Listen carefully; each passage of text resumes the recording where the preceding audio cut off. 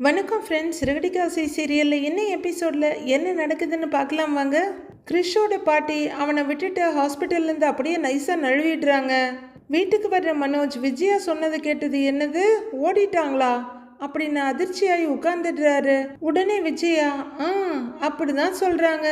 இவன் அம்மாக்காரி இவனை வேணான்னு சொல்லிட்டு வெளிநாட்டுக்கு ஓடிட்டா. இவன் பாட்டியும் இவனெல்லாம் வச்சு கரை சேர்க்க முடியாதுன்னு எங்கேயோ ஓடிட்டா அப்படின்னு சொல்ல கிறிஷ் ரொம்ப அடிப்பட்ட பார்வையோட ரோஹிணியை பார்க்குறாரு. ரோஹிணியும் ரொம்பவே சங்கடமாக கிறிஷை பார்த்துட்டு இருக்காங்க. இதுக்கு தான் முன்ன பின்ன தெரியாத ஆளுங்களெல்லாம் வீட்டில் சேர்க்கக்கூடாதுன்னு சொல்கிறது அப்படிங்கிற மனோஜ். அப்படின்னா இனிமே இந்த பையன் இங்கே தான் இருக்க போகிறானா அப்படின்னு கேட்க, அப்படியெல்லாம் நான் இருக்க விட மாட்டேன்டா. அந்த முத்து எங்கேயோ இவனோட ஓடிப்போன பாட்டியை தேட போயிருக்கான் அப்படின்னு விஜயா சொல்லிட்டு இருக்க, மீனாவும் அண்ணாமலையும் ரொம்பவே சங்கடமாக பார்த்துட்ருக்காங்க. அவங்களே இவனை வேணான்னு தான் ஓடி போயிருக்காங்க. பின்ன எங்கேருந்து அவங்கள கண்டுபிடிக்கிறதுன்னு மனோஜ் கேட்குறாரு. அது இவங்களுக்கு புரியலையே. அந்த அம்மா எங்கேயாவது ஓடி போயிடுச்சுன்னா இவனை கொண்டு போய் எங்கேயாவது விட்டுட்டு வராம திரும்பவும் வீட்டுக்குள்ளே கூட்டிகிட்டு வந்து ஊட்டி விட்டுக்கிட்டு இருக்காங்க பாரு அப்படின்னு விஜயா சொல்லிக்கிட்டு இருக்க, இப்போவும் கிறிஷ் ரோஹிணியை தான் பார்த்துக்கிட்டு இருக்காரு. ரோஹிணி இடி விழுந்த மரம் மாதிரி அப்படியே நின்றுட்டு இருக்காங்க. கொஞ்ச நேரம் வெயிட் பண்ணின மீனா மறுபடியும் ஊட்டி விட ஆரம்பிக்க கிறிஷ் சாப்பிட்றாரு. எப்படி திங்கிது பாரு. யார் வீட்டு அரிசி கிலோ 70 ரூபாய் விற்கிது. யார் காசெல்லாம் இது அப்படின்னு விஜயா கொஞ்சம் கூட இங்கிதம் இல்லாம கத்த, அத்தை என்ன இது, அவன் சாப்பிட்டுட்டு இருக்கும்போது ஏன் இப்படிலாம் பேசுறீங்கன்னு மீனா கேட்குறாங்க. இல்லைன்னா அவன் சாப்பிடவே மாட்டான் பாரு அப்படின்னு விஜயா சொல்ல, அவங்க என்னமோ பேசிட்டு போகட்டும்னு நினைக்கிற மீனா, இந்த சாப்பிடணும் ஒரு ஸ்பூன் எடுக்க, இல்லை வேணாம் அப்படின்னு கிறிஷ் ஓடிட. கிறிஷ் இரு கொஞ்சம் தான் சாப்பிட்டு போ அப்படின்னு மீனாவும் பின்னாடியே போக வேணான்னு கத்திட்டு ஓடுறாரு. விஜயா கொஞ்சமாவது உனக்கு மனசாட்சி இருக்கா? சாப்பிட்ற குழந்தைய இப்படியா பேசுவ? சாப்பிடாமையே எந்திரிச்சிட்டான் பாரு அப்படின்னு அண்ணாமலை சங்கடப்படுறாரு. அத்தை ஒருத்தர் சாப்பிடும்போது பாதியிலேயே நிறுத்துறது ரொம்ப பாவம் அத்தை அப்படின்னு மீனா சொல்ல, நான் பாவிதான், நீங்க எல்லாம் புண்ணியம் பண்ணவங்க, அவன் சாப்பிடலன்னா ஒன்றும் குறைஞ்சிடாது அப்படின்னு விஜயா சொல்லிட்டு இருக்க. மனோஜோட கவலை அவருக்கு. சரி இப்போ இந்த பையனை என்ன பண்றது அப்படின்னு கேட்க, முத்து தேடி கண்டுபிடிக்க முடியலன்னா கண்டிப்பா கண்டுபிடிக்க முடியாது. இங்க பாருடி, 2 பேருமா சேர்ந்து அவனை கூட்டிகிட்டு போய் எங்கேயாவது ஆசிரமத்தில் விட்டுட்டு வந்துடுங்க அப்படின்னு விஜயா சொல்ல, ரோஹிணியை விட மீனா தான் ரொம்ப திக்குன்னு ஆகுறாங்க. இங்கேயே வச்சிருந்துக்கிட்டு இவன் எங்கேயாவது காணாம போயிட்டானா அப்புறம் அவனோட அம்மாவோ சொந்தக்காரங்களோ வந்து நம்ம தலையில தான் பழிய போடுவாங்க. மரியாதையா எங்கேயாவது கொண்டு போய் விட்டுட்டு வந்துடுங்க அப்படின்னு விஜயா முடிவா சொல்லிட. அத்தை கிறிஷ் பாட்டி எதுக்கு போனாங்கன்னு யாருக்கும் தெரியல. ஏதாவது ஒரு அவசரத்துக்கு கூட போயிருக்கலாம். அவங்க கண்டிப்பா திரும்ப வருவாங்கங்கிறாங்க மீனா. ஆமா, அவசரம்னா பேரனை கூட விட்டுட்டு போவாங்களா? நீ கட்டுற பூவை தெருவில் விற்கிறதோட நிறுத்திக்க. ஏன் காதலெல்லாம் சுத்தாத. அவன் அம்மா பாட்டி எல்லாரும் இவனை தண்ணி தெளிச்சு விட்டுட்டாங்க. உங்களுக்கு மட்டும் அப்படி என்னடி அக்கறை அப்படின்னு விஜயா கரெக்டா கேட்க, மீனா கிட்ட பதில் இல்ல. அம்மா இப்பவே இந்த பையனை வெளியில அனுப்புறது நல்லது. எனக்கு என்னமோ அவனோட பேக்ரவுண்ட் ஸ்டோரி எதுவும் சரியா இருக்கும்னு தோணல. அவன் அம்மா இந்த பையனை பாட்டிக்கிட்ட விட்டுட்டு ஜாலியா துபாயில இருக்காளாம். அவெல்லாம் என்ன மாதிரி கேரக்டர்னு என்னால் யூகிக்கவே முடியல. கடைசியில் நம்ம ஃபேமிலிக்கு தான் ஏதாவது பிரச்சனை வந்து நிற்கும் அப்படின்னு மனோஜ் சொல்ல, ரோஹிணி வெறுப்பா முகத்தை திருப்பிக்கிறாங்க. சின்ன பையனால என்ன பிரச்சனை வரப்போகுது? இப்போ அவன் பாட்டி கிடைக்கிற வரைக்கும் இங்கே இருந்தா என்னன்னு கேட்குறாங்க மீனா. கண்டவங்கெல்லாம் எதுக்கு இங்கே வந்து இருக்கணும்?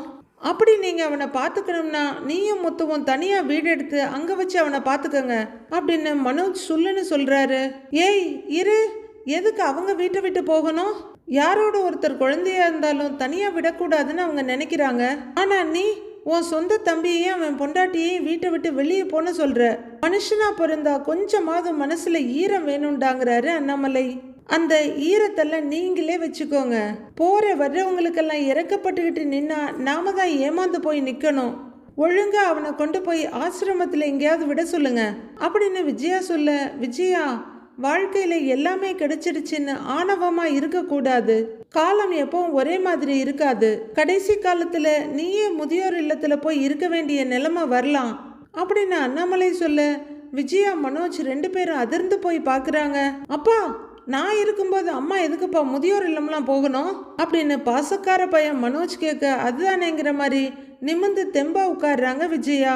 டேய், வேலையா அங்க கொண்டு போய் விடுறது நீயா தாண்டா இருப்ப அப்படின்னு அண்ணாமலை சொல்ல விஜயா வேகமா மனோஜ் பக்கம் திரும்ப மனோஜ் ஐயோ அதெல்லாம் நம்பாதம்மாங்கிறாரு மாதிரி பாக்குறாரு. அம்மா நான் எப்படிமா அப்படிலாம் பண்ணுவேன், அப்பா ஏதோ சொல்லிக்கிட்டு இருக்காருமான்னு சமாளிக்கிறாரு மனோஜ். உடனே விஜயாவும் சமாளிச்சுக்கிட்டு இங்க பாருங்க, நீங்க தேவையில்லாத பேச்செல்லாம் பேசாதீங்க, அவன் இந்த வீட்டுல இருக்க கூடாது, இது ஏன் வீடு அப்படின்னு விஜயா சொல்ல போதும், கல்யாணம் ஆனதுல இருந்து இந்த வார்த்தைய கோடி தடவைக்கு மேல நான் கேட்டுட்டேன்.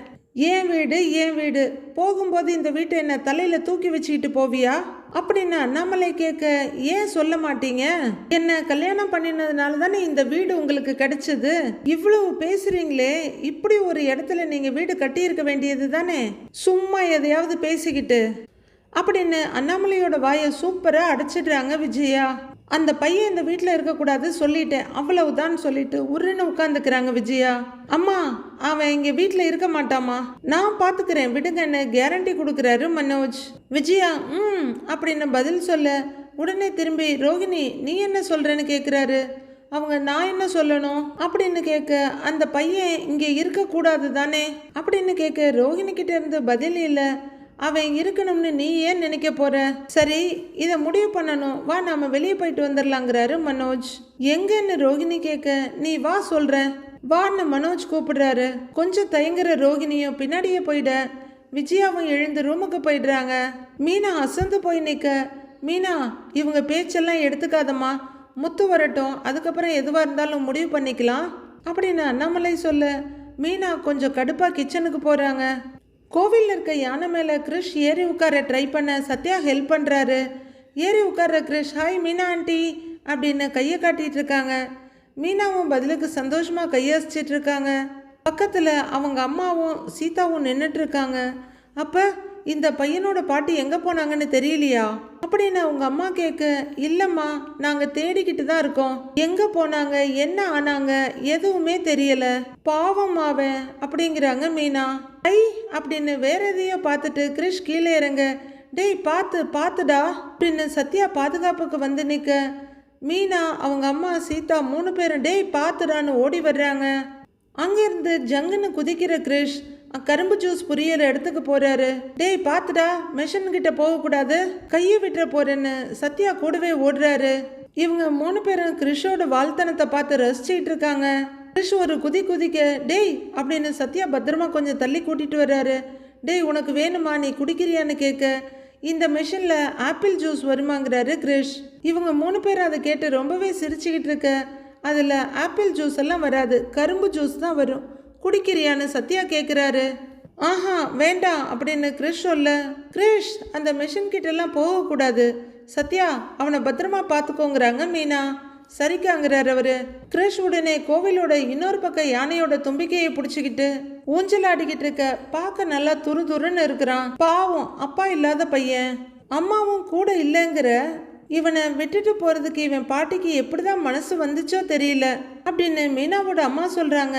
ஏங்கா இவன் அம்மாவாவது இவன் கூட இருந்து பார்த்துக்க கூடாதா, பையனை இங்க விட்டுட்டு ஃபாரின்ல போய் சம்பாதிச்சு அப்படி என்னதான் பண்ண போறாங்க அப்படின்னு சீதாவும் கொஞ்சம் கடுகடுப்பா கேட்குறாங்க. முதல்ல இவனோட அம்மா ஃபாரின்ல தான் இருக்காங்களா இல்ல எங்க இருக்காங்கன்னு எதுவும் தெரியல, எதுக்கு இவன் பாட்டி இவனை விட்டுட்டு போனாங்கன்னு புரியல, இவனை சுத்தி எல்லாமே மர்மமாவே இருக்கு அப்படின்னு மீனா சலிப்போட போக பின்னாடியே போறாங்க அம்மாவும் தங்கச்சியும். அக்கா ஒன்னு செய்யலாமா, அவர்கிட்ட சொல்லி ஸ்டேஷன்ல கம்ப்ளைண்ட் கொடுக்கலாமா அப்படின்னு போலீஸ்காரம்மா கேட்க ஏய் அதெல்லாம் வேண்டாம், ஓ மாமா தேடிக்கிட்டு இருக்காரு, கம்ப்ளைண்ட்லாம் ஒன்றும் கொடுக்க வேணாங்கிறாங்க மீனா. அந்த அம்மா காணாம போயிருந்தா கம்ப்ளைண்ட் கொடுக்கலாம், அவங்க தான் வேணும்னே போயிருக்காங்களே, அப்புறம் என்னன்னு போய் கம்ப்ளைண்ட் கொடுப்பேன்னு சத்யாவும் கேட்குறாரு.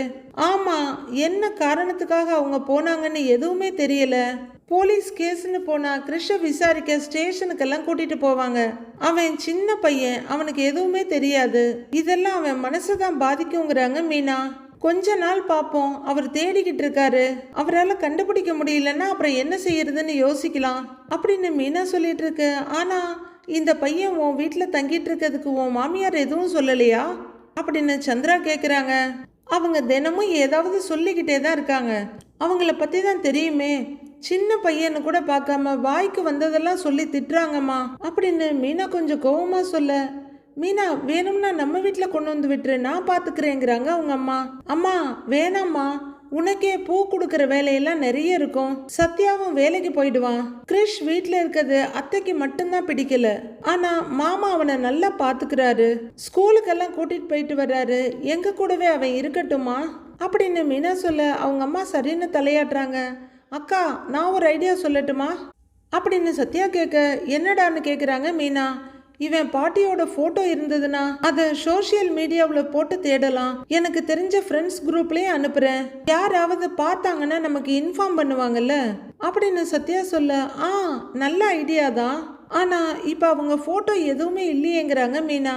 சரி நான் ஒன்று பண்றேன், அவங்க போட்டோவை ரெடி பண்ணிட்டு உனக்கு அனுப்பி வைக்கிறேன், சரியா அப்படின்னு மீனா கேட்க, சரின்னு சத்யா தலையாடுறாரு. அக்கா அப்படியே எனக்கும் அனுப்பி வைக்கா, எனக்கு தெரிஞ்சவங்களுக்கெல்லாம் அந்த போட்டோவை அனுப்பி அவங்களையும் தேடி பார்க்க சொல்றேன்.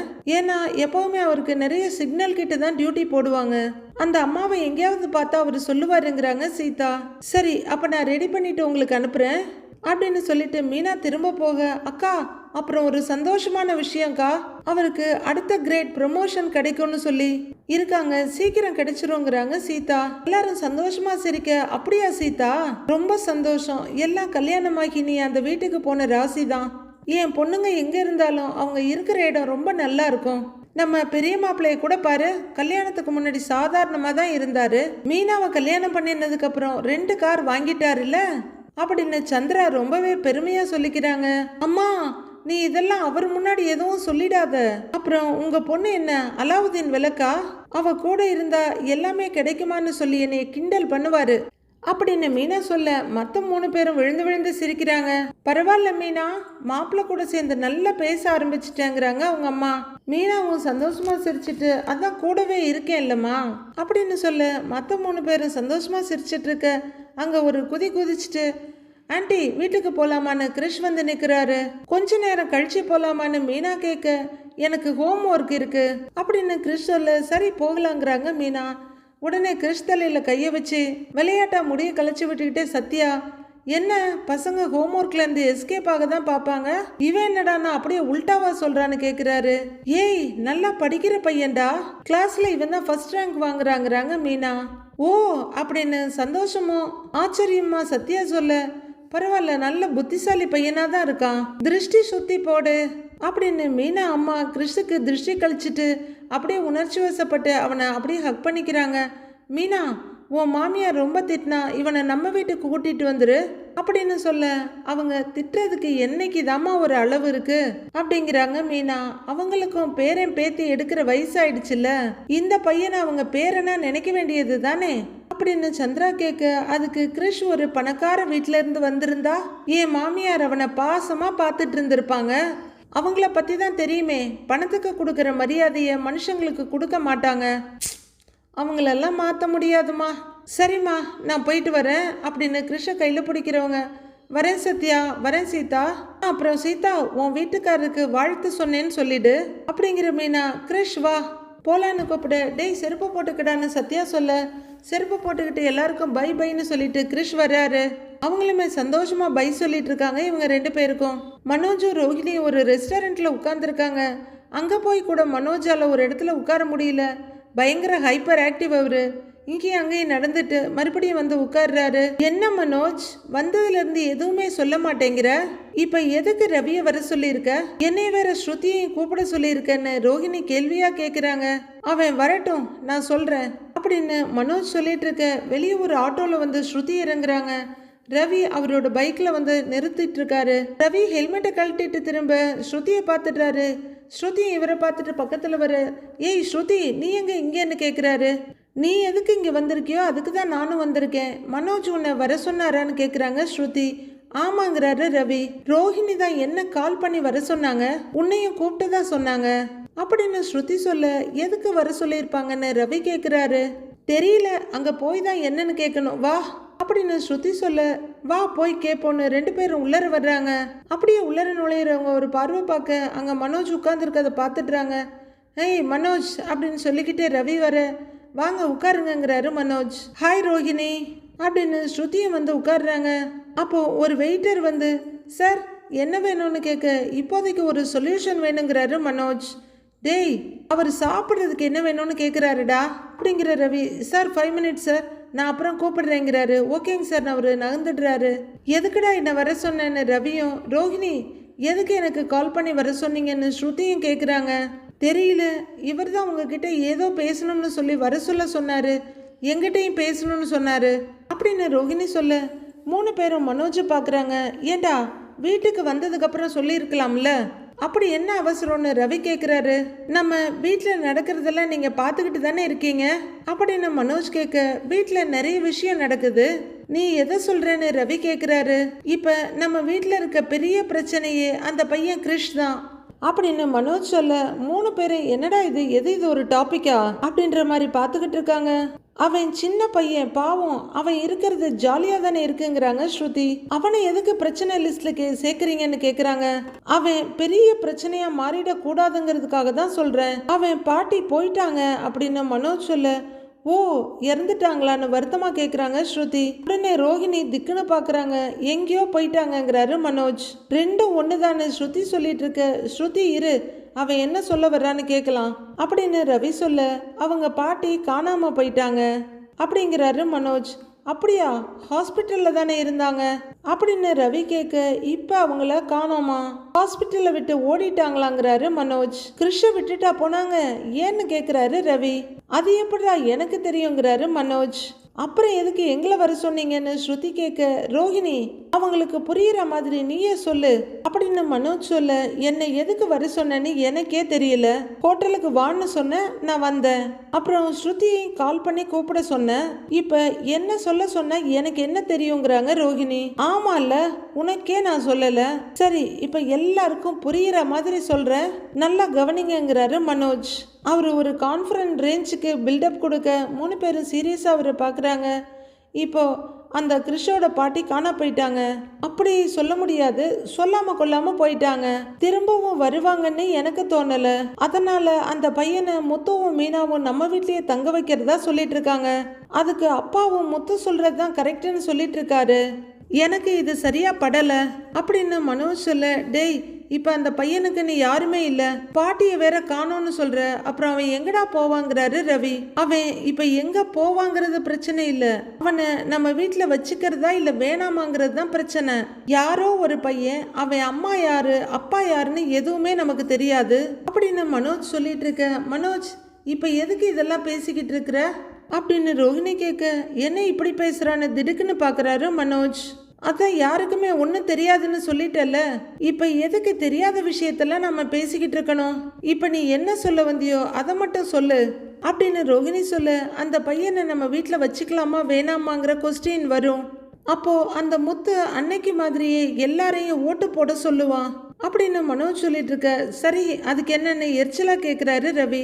முத்து மீனா அப்பா 3 பேரும் அந்த பையன் இருக்கட்டும்னு ஓட்டு போடுவாங்க, அம்மாவுக்கு இது பிடிக்கல, அம்மா வேணாம்னு தான் சொல்லுவாங்க, நாம 4 பேரும் சேர்ந்து அந்த பையன் கிறிஷ் வீட்டில் இருக்கக்கூடாதுன்னு ஓட்டு போட்டா மெஜாரிட்டி நம்ம பக்கம்தான் இருக்கும் அப்படின்னு மனோஜ் சொல்ல, அடேங்கப்பா எவ்வளோ பெரிய கண்டுபிடிப்பு அப்படிங்கிற மாதிரி ரோஹிணி பார்க்க, இவனெல்லாம் இந்த காலம் இல்லை எந்த காலமே திருந்த மாட்டான்ற மாதிரி ரவி ஸ்ருதியை பார்க்க, ஸ்ருதியும் அதே பார்வையோட ரவியை பார்க்குறாங்க. டென்ஷன் ஆகுற ரவி, இப்போ ஓட்டு கேட்டு பிரச்சாரம் பண்ணுறதுக்கு தான் எங்களை இங்கே நீ வர சொல்லியிருக்க அப்படின்னு கேட்க, கொஞ்சம் கூட கிண்டல் பண்ணுறான்ற அறிவே இல்லாமல் கரெக்டடாங்கிறாரு மனோஜ். அவன் வீட்டில் இருக்கிறதுல உனக்கு என்னடா பிரச்சனை அப்படின்னு ரவி கேட்க, அதானே அந்த பையனுக்கு யாருமே இல்லை, எப்படி அனுப்ப முடியும்னு ஸ்ருதியும் கேட்குறாங்க. ஐயோ இவ்வளோ நேரம் மண்டைய கழுவுனதெல்லாம் வேஸ்டான டென்ஷன் ஆகுற மனோஜ், அவனுக்கு அம்மான்னு ஒருத்தி இருக்கால, அவ வந்து கூட்டிட்டு போக வேண்டியது தானேங்கிறாரு. அவ எங்கேயோ ஜாலியா இருந்துகிட்டு பையனை கண்டுக்காம இருக்கிறா, நாளைக்கு அந்த பையனுக்கு ஏதாவது ஒன்று ஆச்சுன்னு வச்சுக்கோங்க, எல்லாரும் நம்மளை தானே வந்து கேட்பாங்க அப்படின்னு மனோஜ் சொல்ல, உன்னை யாரும் கேள்வி கேட்க போறது இல்ல, உனக்கு என்ன பிரச்சனைங்கிறாரு ரவி. டேய் அவன் எப்போ பார்த்தாலும் வீட்டுக்குள்ள நைன்னு சத்தம் போட்டுக்கிட்டே இருக்கான்டா, அது ரொம்ப இரிட்டேட்டிங்கா இருக்கு, அம்மாவுக்கு அவன் இருக்கிறது சுத்தமா பிடிக்கல, அதுக்காக தான் சொல்றேன் நாம எல்லாருமா சேர்ந்து அவன் வீட்டில் இருக்கக்கூடாதுன்னு அப்படின்னு மனோஜ் சொல்லிட்டு இருக்கும்போதே, சரி கிறிஷோட பாட்டி தானே காணாம போயிட்டாங்க, அவனுக்கு தான் அம்மா இருக்காங்கல்ல, முதல்ல அவங்க அம்மா யாருன்னு கண்டுபிடிப்போம் அப்படின்னு ஸ்ருதி சொல்ல, எதிரில் உட்கார்ந்துருக்க ரோஹிணிக்கு உள்ளர திடுதிடுன்னு அள்ளு விட்டுட்டு இருக்கு. இது என்ன புதுசா ஒரு பிரச்சனை கிளம்புதுன்னு அவங்க யோசனையா தலையை குனிஞ்சிட்டு உட்கார்ந்துருக்காங்க. அட என்ன ஸ்ருதி நீ வேற, அந்த பொண்ணுக்கு கொஞ்சமாவது அவங்க பையன் மேல பாசம் இருந்திருந்தா அவனை எப்போவோ வந்து கூட்டிட்டு போயிருப்பாங்கல்ல. அவன் அம்மா ஏற்கனவே அவனை பாட்டிக்கிட்ட விட்டுட்டு ஃபாரின்ல நல்லா ஃபன் பண்ணிட்டு இருக்காங்க. அந்த பொம்பளைக்கு அந்த பையன் மேல அக்கறை எல்லாம் ஒன்றும் இல்லை. அதுல இருந்தே தெரியலையா அவ சரியான ஷெல்ஃபிஷ்னு அப்படின்னு பக்கத்துல உட்கார வச்சுக்கிட்டு கல்யாணி அலைஸ் ரோஹிணிக்கு நல்ல சாட்டையடி கொடுத்துட்டு இருக்காரு மனோஜ். அவ லைஃபை பத்தி மட்டும்தான் யோசிக்கிறா போல.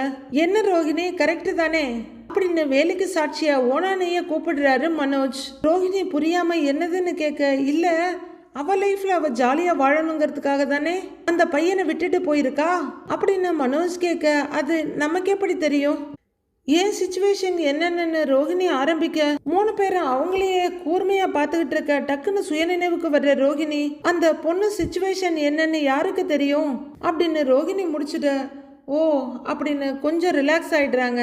எந்த சிச்சுவேஷனா இருந்தா என்ன, ஒரு பையனை எப்படி அவங்க அம்மா விட்டுட்டு போவாங்க, இப்ப பாட்டியும் விட்டுட்டு போயிடுச்சு, அவங்களுக்கே பொறுப்பு இல்லாதப்ப இப்ப நமக்கு என்ன வந்துச்சு, இதெல்லாம் பின்னாடி பெரிய வம்பு ஆயிடும். அதனாலதான் சொல்றேன் அந்த கிறிஷ் நம்ம வீட்டுல தங்க கூடாது, அதுல நாம எல்லாரும் ஸ்ட்ராங்கா இருக்கணும் அப்படின்னு மனோஜ் சொல்ல, ரோஹிணி மனோஜ் முறைச்சிட்டு இருக்காங்க. ஸ்ருதியும் ரவியும் ஒருத்தர் பார்த்துட்டு இருக்காங்க. நம்ம ஃபேமிலிக்கு எந்த இஷ்யூவும் வந்துடக்கூடாதுங்கிற நல்ல எண்ணத்துல தான் நான் சொல்றேன். அந்த முத்து பையன் ஏதாவது உளருவான், ஏற்கனவே தெரியும் அவன் பேச்சு எதையும் கேட்காதீங்க. அந்த பையன் வீட்டுல இருக்கலாமா வேணாமான்னு ஓட்டு எடுக்கலாம்னு நான் சொல்லுவேன். அப்போ அவன் வீட்டுல இருக்க கூடாதுன்னு நீங்க எனக்கு ஓட்டு போடணும். நல்லா யோசிங்க, நான் சொல்றதுதான் சரின்னு உங்களுக்கு தோணும் அப்படின்னு மனோஜ் மண்டையை கழுவிக்கிட்டு இருக்க. ரவியும் ஸ்ருதியும் ஒருத்தர் பார்த்துக்கிறாங்க. இதுக்காக தான் வர சொன்னேன், சொல்லிட்டேன், வா ரோஹிணி நம்ம கிளம்பலாங்கிறாரு மனோஜ். ரவி திடுக்குன்னு பார்க்குறாரு. ஏண்டா இவ்வளவு நேரம் உட்காந்து பேசிட்டு எதுவுமே சாப்பிடாம போனா ஹோட்டல்காரங்க என்னடா நினைப்பாங்கன்னு கேட்குறாரு. எனக்கு பசிக்கல, உங்களுக்கு வேணும்னு நீங்க சாப்பிட்டுட்டு கிளம்புங்க, வா ரோஹிணி அப்படின்னு மனோஜ் எழுந்து போக ரோஹிணி எழுந்திருக்கிறாங்க. ரோஹிணி, அப்ப கிறிஷ் இருக்க வேண்டான்னு நீங்களும் நினைக்கிறீங்களான்னு கேக்குறாங்க ஸ்ருதி. தெரியல ஸ்ருதி, நான் கிளம்புறேன்னு எஸ்கேப் ஆயிடுறாங்க ரோஹிணியும். என்னடா இப்படி சொல்லிட்டு போறாங்க அப்படின்னு ஸ்ருதி கேட்க, எனக்கும் ஒன்றும் புரியல, நீ ஏதாவது சாப்பிட்றியான்னு கேட்குறாரு ரவி. காஃபி சொல்லுன்னு ஸ்ருதி சொல்ல, எக்ஸ்கியூஸ் மீ பிரதர்னு கூப்பிடுறாரு ரவி. வந்தான் சுட்டான் செத்தாங்கிற மாதிரி அடிமடைய மனோஜ் வந்தாரு. அந்த ஹோட்டலில் மீட்டிங் ஸ்பாட்டை யூஸ் பண்ணிட்டு போய்கிட்டே இருக்கிறாரு. வெயிட்டர் வர, ரவி 2 காஃபிங்கிறாரு. இந்த விஷயத்தை அவன் ஃபோன்லயே சொல்லியிருக்கலாம். சரி நீ இதை பத்தி என்ன நினைக்கிறேன்னு கேட்குறாரு ரவி. இங்க வந்ததே வேஸ்ட்ன்னு நினைக்கிறேன்னு கடுப்பா சொல்றாங்க ஸ்ருதி. கரெக்டுங்கிறாரு ரவியும். முத்து ரொம்பவே ஓஞ்சு போய் வீட்டுக்கு திரும்புறாரு. வாங்க, கிறிஷோட பாட்டி எங்க போனாங்கன்னு ஏதாவது தெரிஞ்சுதா, கண்டுபிடிச்சிட்டீங்களான்னு ஆர்வமா கேட்குறாங்க மீனா. இல்லை மீனா, ஆஸ்பத்திரியில் போய் விசாரித்தேன். நைட்டு அவங்க போன சிசிடிவியை பார்த்து வார்டு பாய் அவங்க எப்போ போயிருக்காங்கன்னு மட்டும்தான் சொன்னான். நானும் பக்கத்தில் இருக்க ஆட்டோ ஸ்டாண்டில் போய் விசாரிச்சு பார்த்தேன், யாருக்கும் தெரியலன்னு முத்து சொல்லிட்டு இருக்காரு. கிறிஷ் வழக்கமான பரிதாப பார்வையோட உட்கார்ந்துருக்காரு. மீனா கிறிஷை பாவமா ஒரு தடவை திரும்பி பார்க்குறாங்க. கிறிஷுக்கு 2 ரியாக்ஷன் தான். ஒன்று ஹை ஜாலி ஜாலின்னு குதிப்பாரு, இல்லைன்னா இப்படி பரிதாபமாக ஒரு பார்வை பார்த்துட்டு இருப்பாரு. வீட்டுக்கு போயிருப்பாங்களோ அப்படின்னு மீனா கேட்க, அங்கேயும் போய் பார்த்தேன், வீடு பூட்டி தான் இருந்தது அப்படின்னு முத்து ரொம்பவே வருத்தமாக சொல்ல, தனியாக அவங்க எங்கெங்க போயிருப்பாங்க அப்படின்னு மீனா கேட்க, அதுதான் ஒன்றும் தெரியல. ஆனால் ஆட்டோ ஸ்டாண்டில் அவங்க அடையாளத்தை சொல்லி விசாரித்தேன், அவங்க ஃபோட்டோ ஏதாவது இருந்தால் கிடைக்குமான்னு கேட்டாங்க அப்படின்னு முத்து மீனா முகத்தை பார்த்துட்டு இருக்க. மீனாவும் முத்து முகத்தை பார்த்துக்கிட்டு இருக்காங்க. அப்போது மனோஜ் ரோஹிணி 2 பேரும் வீட்டுக்கு வர்றாங்க. இவங்க 2 பேரும் பேசிட்டு இருக்கிறத பார்த்து அப்படியே நின்று கேட்டுட்டு இருக்காரு மனோஜ். சத்யாவும் அதை தாங்க சொன்னா, அவங்க ஃபோட்டோ இருந்தால் நெட்டில் போடலாம், யாராவது பார்த்தாங்கன்னா ஃபோன் பண்ணி சொல்லுவாங்கன்னு சொன்னா அப்படின்னு மீனா சொல்லிட்டு இருக்காங்க. ஏய் அப்போ இவன் பாட்டி கிடைக்கலையா அப்படின்னு பாஞ்சிக்கிட்டு வர்றாரு மனோஜ். இல்லை அப்படின்னு முத்து சொல்ல, மனோஜ் அந்த பையனை முறைச்சிட்டு இருக்காரு. அம்மா அப்படி எங்கே தான் போயிருப்பாங்க, அவங்கள எங்கே போய் தேடுறதுன்னு தெரியலையே அப்படின்னு ரொம்ப யோசிச்சுட்டு இருக்காங்க ரோஹிணி. அவங்களே இவனை விட்டுட்டு போயிருக்காங்க, அப்புறம் எப்படி கிடைப்பாங்க? இதுக்கு மேல இந்த பையனை இங்க வச்சிருக்கிறது சுத்த வேஸ்ட் அப்படின்னு மனோஜ் சொல்ல, யாராவது உங்ககிட்ட கேட்டாங்களா அப்படின்னு சொல்லிக்கிட்டு எழுந்திருக்கிற முத்து, கிரிஷ் இங்க வான்னு கூப்பிட, அங்கிள் அப்படின்னு கிரிஷ் முத்துவோட தோல்ல தொத்திக்கிறாரு. உங்ககிட்ட பாட்டியோட போட்டோ ஏதாவது இருக்காடா அப்படின்னு கேட்க, இல்ல அங்கிள்ன்றாரு கிரிஷ். இல்லையா, சரி உங்க அம்மாவோட ஃபோன் நம்பர் உனக்கு தெரியுமா அப்படின்னு முத்து கேட்க, உடனே திருட்டு கிரிஷோட பார்வை அவங்க அம்மா பக்கம் போகுது. ரோஹிணியோட முகத்தை பார்த்துட்டே, தெரியாது அங்கிள்ங்கிறாரு கிரிஷ். உங்க அம்மாவோட போட்டோ இருக்கா அப்படின்னு முத்து கேட்க, மறுபடியும் திருட்டு அம்மாவும் திருட்டு பையனும் ஒருத்தர் பாத்துக்கிறாங்க. இல்ல அங்கிள் அப்படின்னு கிரிஷ் சொல்லிட, அப்பாடா அப்படின்னு நின்ன இடத்துலயே நிம்மதி பெருமூச்சு விடுறாங்க ரோகிணி. என்னடா நீ அப்படின்னு முத்து ரொம்ப யோசனையா சங்கடப்பட்டுட்டு நிக்க, ஓகேவாமா நான் உன்னைய காப்பாத்திட்டேங்கிற மாதிரி பாக்குறாரு கிரிஷ். ஏங்க, இவனை ஸ்கூல்ல சேர்க்கிறப்போ இவன் அம்மாவோட போட்டோவோ பாட்டியோட போட்டோவோ ஏதாவது கொடுத்துருப்பாங்கல்ல அப்படின்னு மீனா ஐடியா கொடுக்க, ஐயோ இவ்வளவு செஞ்சோம் ஆனா மண்டையில இருக்க கொண்டையை மறந்துட்டோமேன்னு ரோஹிணி அதிர்ந்து போய் நிக்கிறாங்க. நாளைய ப்ரோமோவில் மனோஜ் சொன்னபடிதான் நடக்குது. கிரிஷ் இங்க இருக்கணும்னு நினைக்கிறவங்க எல்லாம் கையை தூக்குங்க அப்படின்னு முத்து சொல்ல, மீனா அண்ணாமலை 2 பேரும் கையை தூக்குறாங்க. இப்ப இந்த பையன் இங்க இருக்க கூடாதுன்னு சொல்றவங்க எல்லாம் கையை தூக்குங்கன்னு மனோஜ் சொல்றாரு. உடனே கிரிஷ், பாட்டி நான் இங்கே இருக்கேன், தாத்தா நான் இங்கே இருந்துக்கிறேன், அங்கிள் நான் இங்கே இருந்துக்கிறேன் அப்படின்னு ரவி கிட்ட சொல்றவரு, அங்கிள் நான் எங்கேயும் போகல அங்கிள், இங்கே இருக்கேன் அங்கிள் அப்படின்னு மனோஜ் கிட்ட வந்து கெஞ்சலா கேட்டுட்டு இருக்காரு கிரிஷ். ரோஹிணி நீ இவனுக்கு இறக்கப்படுறியா? எல்லாம் ஒரு அளவுக்கு தான், எங்க கைய தூக்க அப்படின்னு மனோஜ் சொல்ல, கிரிஷ் அவங்க அம்மாவை பார்த்துக்கிட்டு இருக்க, அந்த பையன் இங்கே இருக்க வேண்டான்றதுக்காக ஓட்டு போட ரோஹிணியோட கை அப்படியே மேலே ஏறிக்கிட்டு இருக்கு. பார்க்குற கிரிஷ் அப்படியே அதிர்ந்து போய் நிற்கிறாரு. அடுத்து என்ன நடக்க போகுதுன்னு நாளைக்கு பார்க்கலாம் ஃப்ரெண்ட்ஸ்.